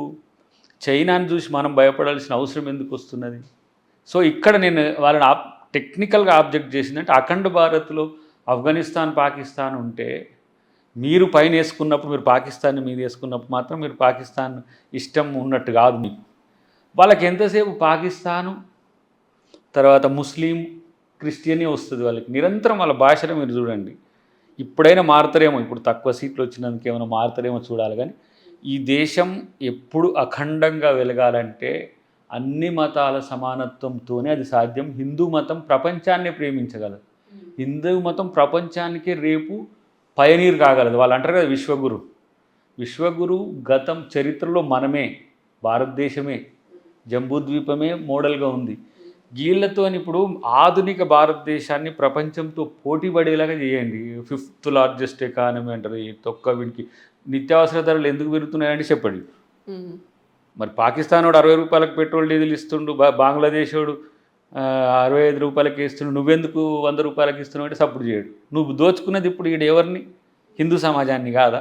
ప్రభుత్వం అయినంత మాత్రం నువ్వు మనకెందుకు శ్రీలంకకు 45 రూపాయలకు డీజిల్ అమ్ముకుంటావు, మనకెందుకు 80 రూపాయలకు 90 రూపాయలకి ఇస్తున్నావు? పక్క దేశం అమ్ముకుంటానికి పాకిస్తాన్కి అమ్మినా బంగ్లాదేశ్కి అమ్మినా వీళ్ళు కమర్షియల్ రేట్ ఎంత? 45 రూపీస్. సో దేశం అంటే మతమో, దేశం అంటే కులమో, దేశం అంటే ప్రాంతమో కాదు. దేశం అంటే ఒక United states of India, United religions of India. So అది సెక్యులర్ భావం అనిపించచ్చు. సెక్యులర్ ఎక్కడిదని అంటారు. మనం 3 దేవతలను పూజిస్తాం. దాంట్లో గట్టుకు పెట్టుకున్న ఎల్లమ్మ ఉంటుంది, చెరువుకు పెట్టుకున్న కట్టమైసమ్మ ఉంటుంది, దండుబాటను ఉండే దండుమైసమ్మ ఉంటుంది. ఇన్ని రకాల మన వైరుధ్యాలను మనం అంగీకరించగలుగుతున్నాం. మనసుల్లో వైరుధ్యాన్ని కూడా అంగీకరించమని చెప్తా వాళ్ళకి. అది ఇక అట్లాంటప్పుడు దాయకర్ క్రిస్టియన్, దాయకర్ హిందూ, దాయకర్ ముస్లిం. అరే హిందువులలో ఉన్నట్టుగా అంత క్రిస్టియనేరా, లేకపోతే క్రిస్టియన్ ఉన్నట్టుగా నేను ముస్లిం పక్షపాత అంటారు. నేను అందరి వాడిగా ఉంటా. మతమేం లేదు మనిషికి, అన్ని మతాలు మనమే. మనం ఇక్కడ పుట్టినాం కాబట్టి మనం హిందువులుగా జీవించాల్సిందే, హిందూ గౌరవాన్ని పెంచాల్సిందే. ఇప్పుడు భగవద్ గారు అన్నారు కదా ఒకరోజు, ఈ దేశంలో పుట్టిన ప్రతి ఒక్కరు హిందువే, డెఫినెట్గా దాన్ని అంగీకరిస్తా. వారు చెప్పినందుకే కాదు, మామూలాల్లో హిందుత్వం లేదా, మేము పూజలు చేయమా, మేము యజ్ఞాలు చేయమా, మేము యాగాలు చేయమా, లేదంటే మేము అన్ని రకాలు ఇప్పుడు ఏమంటారు అధికారం కొరకు రాజశ్యామల చేస్తాం, ఏమి చేయాలనో అన్నీ చేస్తాం. కానీ నాది హిందుత్వం అన్నప్పుడు మాత్రం అందరికి కోపం వస్తుంది. మీది మాత్రమే కాదు, 40 సంవత్సరాల క్రితం పుట్టిన మీదే అయితే మరి 150 ఇయర్స్ ఇండస్ట్రీ ఇక్కడ, మరి మేమెవరు? ఇప్పుడు మీరు అనుకుంటున్న అయోధ్యకు శిలాన్యాస్ చేసింది రాజీవ్ గాంధీ గారు, సోమనాథ్ టెంపుల్ను రిడ్రెస్ చేసింది సర్దార్ వల్లభాయ్ పటేల్ గారు, ప్రధానమంత్రి అప్పుడు జవహర్లాల్ నెహ్రూ గారు ఉన్నప్పుడు. ఈ దేశంలో హిందూ వైదిక ధర్మాన్ని సాధించింది బీజేపీ కదా, అందుకని క్రెడిట్ ఆబ్వియస్ గా సాధించిన వారికి వెళ్తూ ఉంటుంది. ఆ సాధించిన దాన్ని కూడా రాజకీయాల కోసం వాడొద్దంట. ఇప్పుడు చరిత్రలో అది కట్టించింది ఎవరు అని అంటే మీకు కూడా రావట్లే ఆ క్రెడిట్, అక్కడ ఉన్న ట్రస్ట్కి వస్తుంది. అది సుప్రీంకోర్టు రిజాల్వ్ చేసింది. బీజేపీ కట్టించినట్టు మీరు ఎందుకు చెప్తున్నారు? బీజేపీ ప్రోగ్రామ్కి ఎందుకు చేసిండ్రు? నేను ఇంకా ఇక్కడ మౌలికమైన ప్రశ్న వేసిన, ఈ దేశానికి మొట్టమొదటి వ్యక్తి ఎవరు? రాష్ట్రపతి. రాష్ట్రపతి ఎవరు? ఒక మహిళ. మహిళ ఆదిశక్తిగా పరాశక్తిగా మనం హిందూ ధర్మాల్లో చూస్తాం కదా. రాష్ట్రపతిని ఎందుకు పిలవలేదని అంటే సమాధానం చెప్పారు. మహిళ చేయబట్టి పిలవలేదా, లేకపోతే ఇంకేది? ఒకవేళ మోడీ గారు అర్హుడైతే ఎందుకు ద్రౌపది ముర్ము కాలేదు? అంటే మీరు ఎందుకని అనుకుంటున్నారు? ఎందుకు పిలవలేదని మీరు అనుకుంటున్నారు? వాళ్ళు మహిళలకు ఇచ్చే ప్రాధాన్యత అది.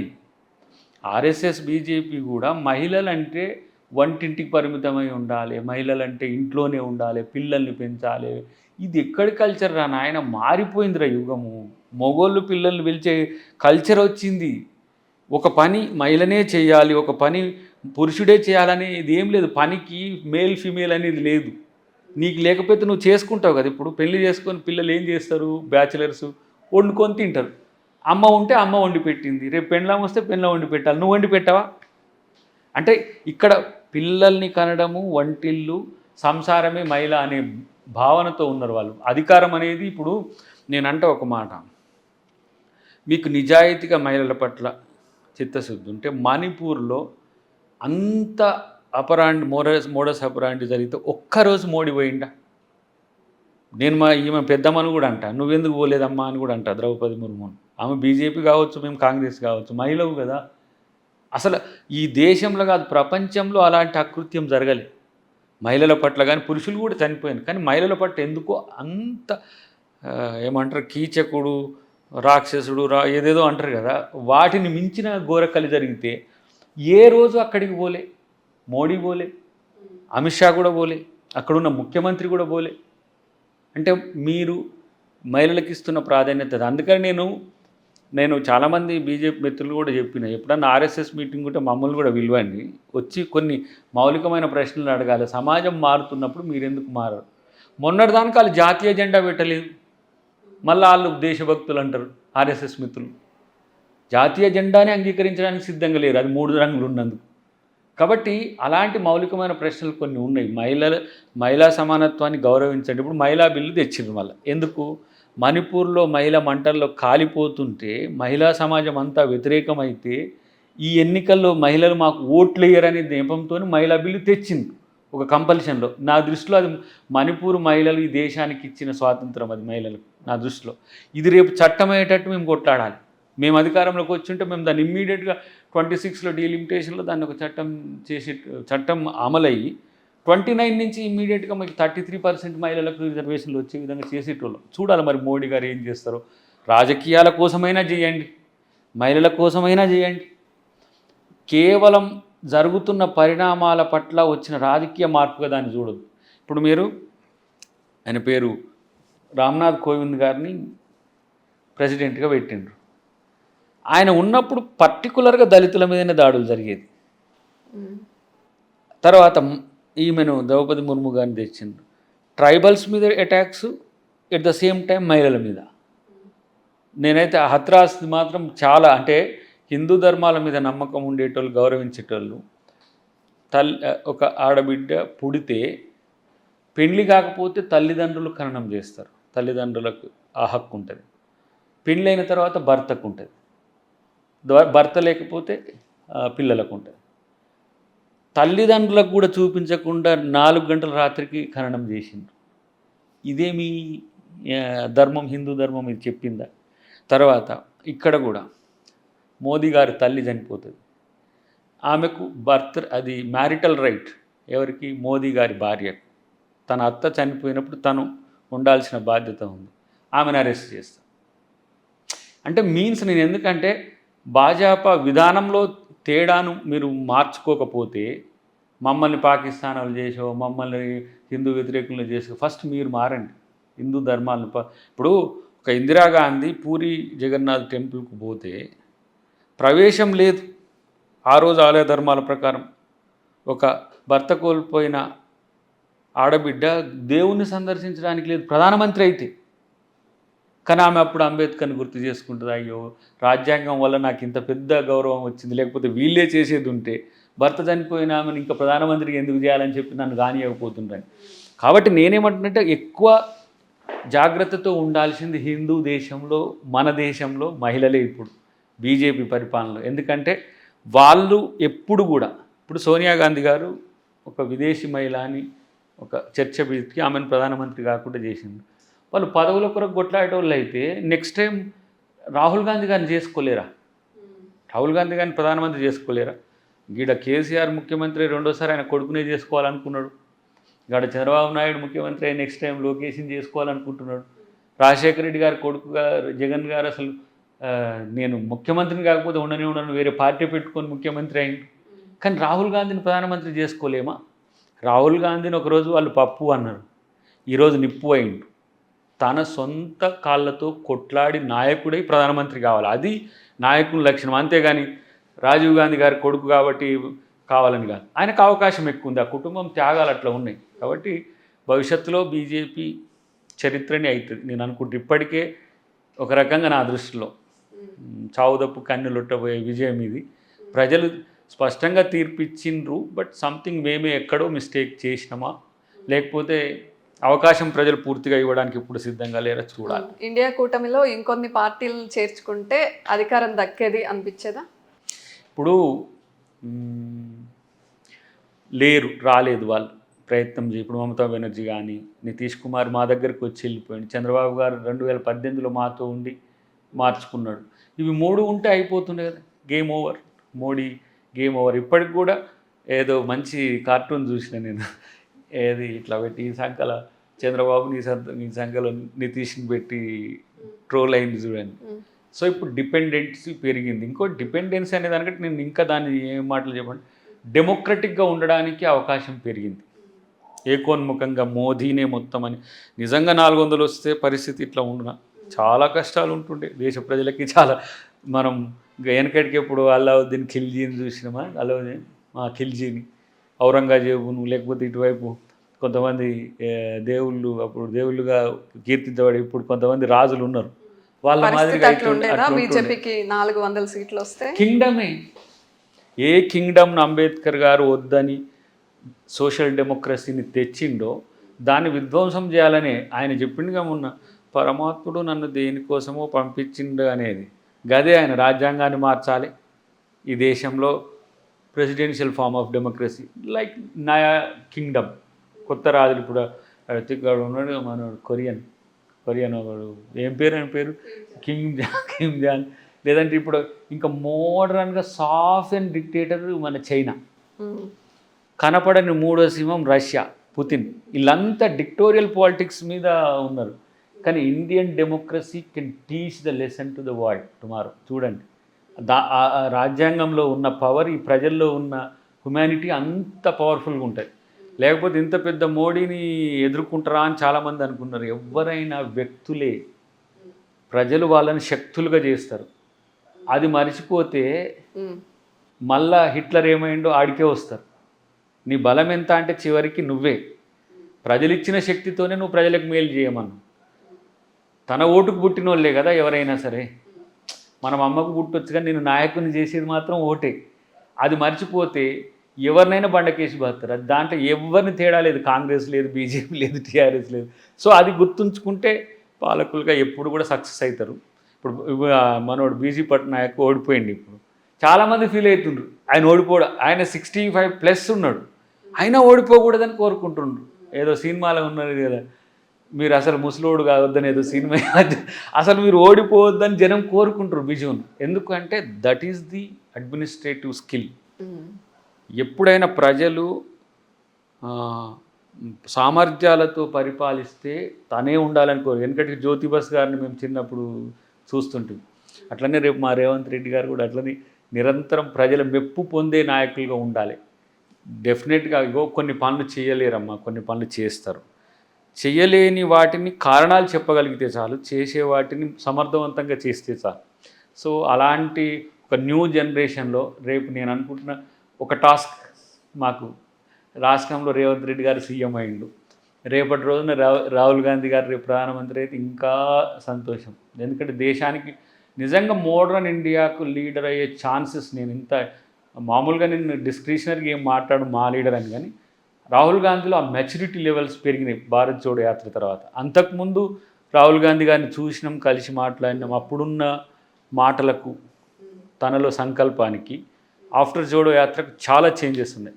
సో లక్కీలీ అసలు ఈసారి కావాలి. బట్ ప్రజలు వెయిట్ చేయి ఫస్ట్ ఈయన పూర్తి స్థాయి విలనిజం తెలియని అని అనుకున్నారేమో ఎవరు మోడీ గారిని.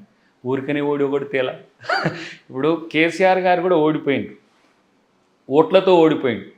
కానీ వారు ఇంకా డిక్టోరియల్ పాలిటిక్స్ కనుక చేసి ఉంటే ఇప్పుడు ఒకవేళ గెలిస్తే చాలా ఘోరంగా ఓటములు ఉంటాయి.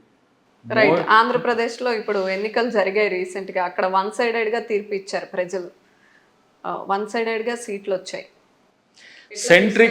సెంట్రిక్గా పోయేది లేకుండే జగన్ ఏకకేంద్రకంగా పరిపాలన ఉంటే అది ఆంధ్రప్రదేశ్ అవుతుంది. రేపు అది చంద్రబాబు గారికి కూడా ఒక హెచ్చరికే.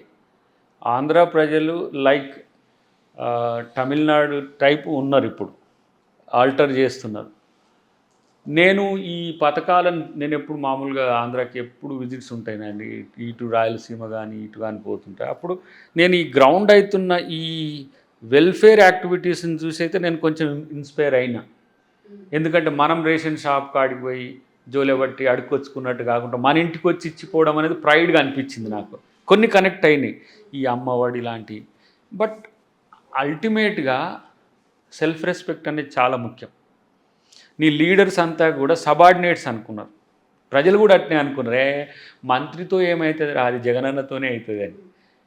మంత్రి చేసే పని మంత్రి చేయాలి, ఎమ్మెల్యే చేసే పని ఎమ్మెల్యేల మీద సూపర్ సిట్గా ఇన్ఛార్జెస్ని వేయడం, ఇవన్నీ కొంత తనకు తాను సెట్ బ్యాక్ చేసుకుంటూ అనుకుంటున్నాను నేను. చేంజ్ చేసి జగన్ ఓడిపోయిండు, చేంజ్ చేయక కేసీఆర్ ఓడిపోయిండు. వీళ్ళిద్దరి మధ్యన సారూప్యత ఏంటంటే ఇద్దరు ఒక తాను ముక్కలే. ఈయన కూడా సెంట్రిక్గానే, వీళ్ళు నలుగురు వాళ్ళు ముగ్గురు ఉన్నట్టుంది. జగన్ తర్వాత వారు సతీమణి, తర్వాత ఎవరో సజ్జల సంథింగ్, ఇట్లనే ఇంకా తర్వాత సుబ్బారెడ్డి గారు సంథింగ్, ఈ నలుగురు.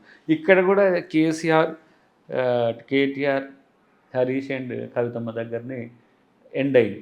సో ఎవరికి ఎంత పవర్ ఉండని అల్టిమేట్ పవర్ సెంటర్స్ వీళ్ళైనప్పుడు వాళ్ళకు నిర్వేదం. ప్రజలకు కూడా బ్యూటిఫుల్గా ఎప్పుడు ఉంటుందంటే అన్ని రకాలు. ఇప్పుడు మా దాంట్లో మంత్రివర్గం 12 మంది ఉన్నారు, ఒక్కొక్కరు ఒక్కొక్క తరహా తన పరిపాలనను ఆయా శాఖల్లో వాళ్ళ ప్రత్యేకతను నిలుపుకునే పనిలో ఉన్నారు. కాంగ్రెస్లో ఉండే స్వేచ్ఛ అది. చాలామంది ఏమంటారంటే మల్టిపుల్ లీడర్షిప్ ఉంటుంది, ఎవరు ఇష్టం వచ్చినట్టు వాళ్ళని. మరి ఇప్పుడు ఆరోగ్య శాఖే చేయాలి, ఇప్పుడు హోంశాఖే చేయాలి. ఎవరు వాళ్ళు చేస్తేనే దానికి ఒక నిండుతనం వస్తుంది. కానీ ఒకటే అందరు ఆలోచిస్తే కూడా, ఒకరే అన్ని విషయాలు ఆలోచిస్తే కూడా దాంట్లో అంత పెనట్రేషన్ ఉండదు నా దృష్టిలో. డెమోక్రసీ బ్యూటీనే అది, కాంగ్రెస్ అది చేస్తుంది. ఆంధ్రప్రదేశ్లో మాత్రం ఈ రెండు పార్టీలు, ఇప్పుడు మనోడు పవన్ కూడా వచ్చిండు, ఆయన డిప్యూటీ సీఎం, ఆయన ఒక పార్టీగా వచ్చిండు. అఫ్కోర్స్ బీజేపీ ప్రొవైడెడ్ అయినప్పటికి కూడా మల్టిప్లిసిటీ ఉంది ఇప్పుడు అక్కడ. ఎందుకు ప్లూరల్ అయింది, ఓన్లీ సింగిల్ కాలే. తర్వాత వీళ్ళకి ఎక్కువ సీట్లు వచ్చినా ప్రజలు కూడా ఇప్పుడు ప్రశ్నించే భాగంకి వచ్చేస్తారు ఏదైనా నష్టం జరిగితే. సో ఈసారి వాళ్ళు అనుకునేది ఏంటంటే 5 years టెన్యూర్ను మార్చి 10 years కూడా నిరంతరం మేమే ఉండాలి, జగన్ను మొత్తం పక్కన పెట్టాలని ఆలోచన చేస్తే అది కేసీఆర్ చేసినట్టే ఉంటుంది. పార్టీలు ఓడుతాయి, గెలుస్తాయి. ఇప్పుడు ఇక్కడ కాంగ్రెస్ అసలు లేదనుకున్నారు, ఉండదు అనుకున్నారు. ఎట్లా కాంగ్రెస్ ఈరోజు మళ్ళీ అధికారంలోకి వచ్చింది? ప్రజలు ఆలోచిస్తారు కాంగ్రెస్ చేసింది ఏంది. ఇప్పుడు మీరు కంపారిజన్ కూడా 2 parties ఉన్నాయి కదా. బాబు జగన్ ఒక్కొక్కసారి పరిపాలించి ఉన్నారు. సరే, బాబు గారిది అంటే ఉమ్మడి ఆంధ్రప్రదేశ్లో కూడా తెలుసు. జగన్ ఇమీడియట్ రిటెన్షన్ అనేది ఒక రకంగా లెస్ అని, అంత అవకాశం లేకుండే తెచ్చుకున్నాడు తన మీదకి. సో అది కూడా సెంట్రిక్గా కేంద్రీకృత పరిపాలన కాకుండా కేంద్రీకృత నియంత్రణ ఉండాలి. అది జరగలేదని నేను అక్కడ అనుకుంటున్నా. అన్నిటికంటే ముఖ్యంగా ఆంధ్ర ప్రజలు మాత్రం చాలా వైజ్ డిసిషన్స్ తీసుకుంటున్నారు అనేది ఇంతకంటే ఎక్కువ లేదు. నేను ఊహించలేదు. నేను అనుకున్నా, నేను ఫ్రాంక్లీ చెప్తా 45 to 63 మేబీ వైసీపీ రావచ్చు అనుకున్నా ఆ మధ్యన. చాలా మంది ఇదే ఎక్స్పెక్టేషన్ లో ఉన్నారు. వన్ సైడెడ్ గా వచ్చింది. ల్యాండ్ స్లైడ్ అనాలో దాన్ని అసలు ఏం చెప్పాలి నువ్వు. ఆ రోజు నేను ఏదో టీవీలో చూస్తుంటేనే అరే ఇంత మేమే షాక్ అయినాం, అసలు ఇంతలా ఉండడానికి అవకాశం లేదు. First 1 hour, half an hour లోనే డిక్లేర్ అయిపోయి ఆల్మోస్ట్ ట్రెండ్స్ అంతా కూడా అట్లా ఉండే. కానీ అట్లా పార్టీ అయినా జగన్ మొండిగానే ఉన్నాడు, సంతోషం. ప్రతిపక్ష నాయకుడు ఎప్పుడు బ్రేవ్గా ఉండాలి. అంటే ఇప్పుడు నాకు ఇన్ని సీట్లు వచ్చినాయి, నేను కొట్లాడని పో అంటే నష్టపోయేది ప్రజలు. సో నేను డైలాగ్ మంచిగా అనిపించింది ఏంటంటే, నేను ఓడిపోయినా చనిపోలే అన్నాడు. అదొక పెద్ద డేర్ స్టేట్మెంట్. అంటే మళ్ళీ కొట్లాడతా, మీతో ఉంటా, మీ కొరకు ఉంటా, భవిష్యత్తు నాది అని ఒక భరోసా ఇస్తే ఎప్పుడు అంటే చాలా ప్రభుత్వం మంది అసెంబ్లీకి వస్తారో రారో ఇలా అన్ని చర్చలు జరిగాయి, కానీ ఆయన చర్చకి వ్యతిరేకంగా, అంటే అందరూ అనుకున్నట్టు కాకుండా ఆయన అసెంబ్లీకి వచ్చారు, వచ్చి ప్రమాణ స్వీకారం చేశారు. రావాలి. ఇక్కడ ఈయన రాలే, ఇంకా మా బక్క ఆయన రాలే, ఇంకా వస్తాడేమో ఇప్పుడు బడ్జెట్ సెషన్కి వస్తాడేమో. రావాలి. ఏంటి నష్టం ఏంటి? ఇప్పుడు రేవంత్ రెడ్డి గారు సీఎం అయితే, మీరు సీఎంగా ఉన్నప్పుడు రేవంత్ రెడ్డి గారు ఎమ్మెల్యే చైర్లో ఉన్నప్పుడు మీకు ఇప్పుడు హోదా విపక్ష నేతగా వస్తున్నారు. ఇంకా మీరు ప్రౌడ్గా ఫీల్ కావాలి. అదేంది, నేను ప్రశ్నించడంలో నేనే నెంబర్ 1 అని రావాలి. మీరు దేశం స్థాయిలో కొట్లాడినాం, మేము తెలంగాణ కొరకు కొట్లాడినాం అనే గొంతు ఎందుకు తెలంగాణ ప్రజల కొరకు కొట్లాడతలే? నేను మొట్టమొదటి కూడా చెప్పిన, భారత రాష్ట్ర సమితిని పెట్టుకోవడం మీ మొదటి పతనానికి కారణం అని చెప్పిన. తెలంగాణ అస్తిత్వం అని చెప్తూ తెలంగాణ సెంటిమెంట్ రగిల్చి, ఇది అయిపోయినాక ఏదో కార్పొరేట్ కంపెనీ కాక అక్కడ బొగ్గ అయిపోగానే ఇంకో కంపెనీకి పోయినట్టు, తెలంగాణ పరిపాలన అయిపోగానే భారతదేశంలో గుణాత్మక మార్పు అని కొట్టెత్తేసినట్టు అనిపించింది నాకు. అంటే వాళ్ళకు ఒక స్టాండర్డ్ మైండ్ లేదు ఇప్పటికి కూడా. కేటీఆర్ గారు కానీ, మనం కేసీఆర్ గారు కానీ, లేదంటే హరీష్ కానీ, మీరు ఒకదానికి బౌండ్ అయి ఉండండి. మీరు భారత రాష్ట్ర సమితి అని చెప్పి, భారత రాష్ట్ర సమితి కేసీఆర్ అధ్యక్షుడు, తెలంగాణ రాష్ట్ర సమితికి ఆయన అధ్యక్షుడు, మళ్ళీ ఆంధ్రాకి ఏమో ఏదో తోట మనోని పెట్టిండ్రు, ఇంకా ఒడిశాకి ఎవరినో పెట్టిండ్రు, మహారాష్ట్రకి ఎవరినో పెట్టిండ్రు. అంటే ఒక ఇన్సెక్యూరిటీ వాళ్ళలో తెలుగు స్టేట్లో కనపడ్డది. కాబట్టి నేనేమంటున్నానంటే, రాజకీయ పార్టీలు వస్తాయి, గెలుస్తాయి, ఉంటాయి. అట్లా అనుకుంటే మా నుంచి విడిపోయిన తుకడానే కదా జగన్. ఇవాళ పవర్లోకి వచ్చింది. అయినంత మాత్రం మేమేం ఆలోచిస్తాం, రేపు మేము ఆంధ్రప్రదేశ్లో అధికారంలోకి రావడం ఎలా, మా ప్రెషర్తోనే రేపు స్పెషల్ స్టేటస్ వస్తుందని నేను అనుకుంటున్నా. అది మా బాధ్యత. కాంగ్రెస్ ఆంధ్రాలో స్పెషల్ స్టేటస్ కోసం మీరు కొట్లాడతారు. మేమంటే కాంగ్రెస్ పార్టీ, మా మేనిఫెస్టో అంశం అన్నిటికంటే విభజన చట్టంలో మేమిచ్చిన హామీ అది. కొంతమంది ఏమంటారంటే, ఆంధ్రాకు స్పెషల్ స్టేటస్ ఇస్తే మరి తెలంగాణలో ఇండస్ట్రీస్ పోతాయి, Hyderabad tomorrow's world's the best city కాబోతున్నది. That's it. RRR తర్వాత మీరు ఊహించని రేంజ్లో. అట్లనే అమరావతి కూడా కావాలని కోరుకుంటా ఒక తెలుగువాడిగా. ఎందుకంటే ఆంధ్ర ప్రజలకు కొన్ని వందల సంవత్సరాలుగా రాజధాని లేని సమస్య వచ్చింది. Not even 10 years. It means ఎందుకంటే అస్తిత్వం ఆంధ్రాది ఉన్నది. అది మద్రాసు రాష్ట్రంలో ఉండని, ఎక్కడ ఉన్న ఆ ఎంటిటీ ఉన్నది. కాబట్టి అమరావతి కూడా ఆ స్థాయి కావాలి. నేనంటున్న వైజాగ్ మీరు ఎవరు ఆపినా ఆగదు. వైజాగ్ ది బెస్ట్ సిటీ అవుతుంది, ఎందుకంటే global city. Third one Kurnool కొంచెం కాన్సన్ట్రేట్ చేయండి, కొంచెం అది గ్రో కావాలి.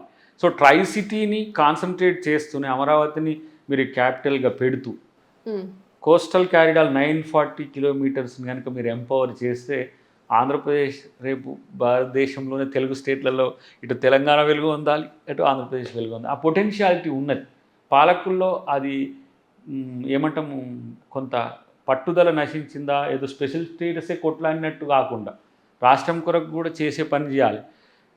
ఇంతకుముందు రాజశేఖర రెడ్డి గారు ఉన్నప్పుడు చాలా ప్రణాళికలు దానికి వేసి ఉన్నాడు. అది జగన్ దాన్ని ఇన్వోక్ చేస్తాడు అనుకున్నాం, చేయలే. సో రేపు మంచి జరుగుతుంది. 2 రాష్ట్రాల మధ్యన కూడా సఖ్యత, మంచి సోదరభావంతో ఉంటుంది. Hot corridor to Hyderabad to Vijayawada అవుతుంది. మంచి వాతావరణంలో 2 రాష్ట్రాలు కూడా ఉంటాయి. దాని కొరకు ఇక్కడ ప్రభుత్వం ఉంటుంది, కాంగ్రెస్ ప్రభుత్వం కూడా. ఇప్పుడు మేము ప్రతిపక్షం కావచ్చు అక్కడ కూడా, కానీ జాతీయ స్థాయిలో మా బలం ఉంది. ఒక 241 సీట్లలో మేము ఇండియా కూటమి ఉన్నది. కాబట్టి తెలుగు ప్రజల కోసం, తెలంగాణ వాళ్ళ కోసం, పర్టికులర్గా బాబు గారు ఒకవేళ మెత్తబడి మోడీతో రాజీ పడాల్సి వచ్చినా రాహుల్ గాంధీ కొట్లాడతారు. ఆ షర్మిలమ్మకు ఆ గట్స్ ఉన్నాయి. మంచి లీడర్ని, ఒక యంగ్ ఎనర్జెటిక్ లేడీని మేము అక్కడ ప్రెసిడెంట్గా పెట్టుకున్నాం. ఆమె ఆధ్వర్యంలో రేపు ఆంధ్రప్రదేశ్లో కూడా ప్రజల అభిమానులు మేము చురగొనే పనిలో ఉంటాం. రైట్.